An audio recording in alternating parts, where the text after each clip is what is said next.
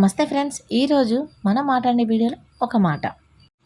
ఈ మధ్య కాలంలో కొంతమంది కులం కులం మతం అని చచ్చిపోతారండి. గట్లాంటోళ్ళ కోసం కొన్ని మాటలైతే మాట్లాడుకుందాం. మనం ఎంత మంచి కులంలో పుట్టినా మనం కష్టంలో ఉన్నప్పుడు మనకు పనికొచ్చేది మన మంచితనం మాత్రమే. మనదెంత గొప్ప మతమైనా సరే అందరూ చూసేది అందరితో మనం ఎలా ఉంటున్నాము, ఎవరికైనా కష్టం వచ్చినప్పుడు మనం ఎలాంటి మానవత్వం చూపిస్తున్నాం అనేది చూస్తారు. నాకు చిన్న డౌట్ అండి. కులం కులం అని చస్తూ ఉంటారు కదా, మరి కులం అందరి విషయాలలో కులాన్ని చూపిస్తున్నారా? లేదు. కొంతమంది ఏం చేస్తారంటే మనకన్నా తక్కువగా, అంటే ఉద్యోగంలో కానీ, డబ్బులో కానీ, లేదు అంటే రాజకీయంలో కానీ ఏదైనా అనుకోండి, మనకన్నా కొంచెం కింది స్థాయిలో ఉన్న వాళ్ళనే వాళ్ళ దగ్గర మాత్రమే కులం చూపిస్తారు కొంతమంది.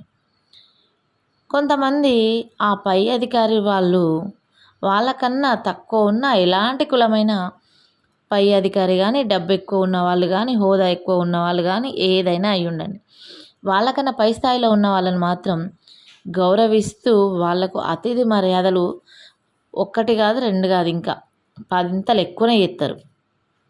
అంటే ఇక్కడ మీరు కులం పిచ్చి చూపించేది, అంత చూపించేది మీకన్నా పై స్థాయి కింది స్థాయి అని మీరు ఆలోచించి చూపిస్తున్నారు.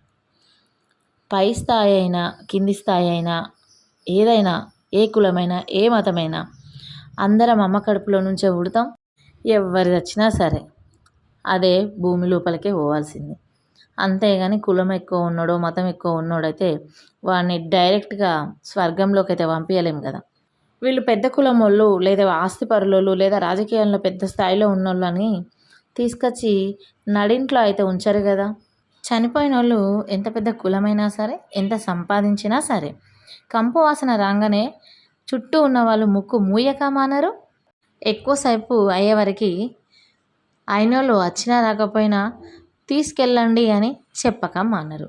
అదండి కులం మతాలు ఏవైనా కానీ, ఆస్తి పాస్తులు ఎంతున్నా కానీ చచ్చినాక మనం ఎవరికి పనికిరాము. బ్రతికున్నప్పుడే అందరికీ పనికొస్తాం.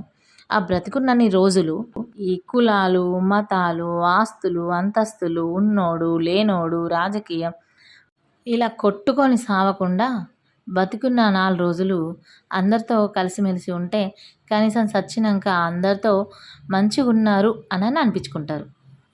ఇదండి మాట. కులం మతం గురించి ఆలోచించే వాళ్ళ కోసం మాత్రమే ఈ మాట. మరి వీడియో నచ్చిందా? నచ్చితే లైక్ చేయండి, షేర్ చేయండి, కామెంట్ చేయడం అయితే అస్సలు మర్చిపోకండి. Thank you for watching.